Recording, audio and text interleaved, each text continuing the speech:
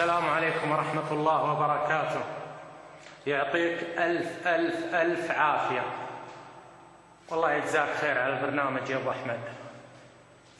يا أبو أحمد هذا بيتي، منطقة صباح الأحمد. تكفى يا أبو أحمد، شوف منطقة صباح الأحمد. قبل 3 أيام 4 أيام نزل المطر، مطر خير وبركة.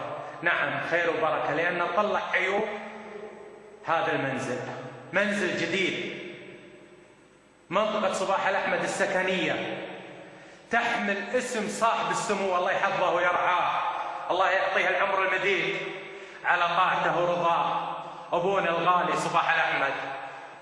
وأنا يشرفني أني أسكن بهالمنطقة هذه، لكن ما يشرفني أني أشوف بيتي هالشكل من الإسكان. شنو قصين علينا الإسكان؟ وين المحاسبة؟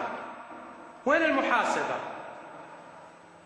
وين المحاسبة؟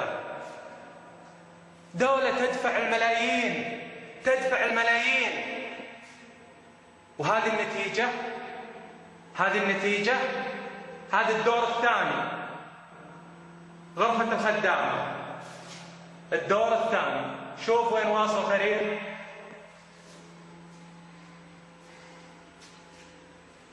يا قناة الشاهد الموقرة، أحمل إليكم همي، تكفون. والله رجعت الإسكان وجيتهم منطقة صباح الأحمد مدرسة لهم مكان خاص، لكن جوني يومين وبعدين راحوا. شو أسوي يعني؟ وين أروح؟ وين أروح؟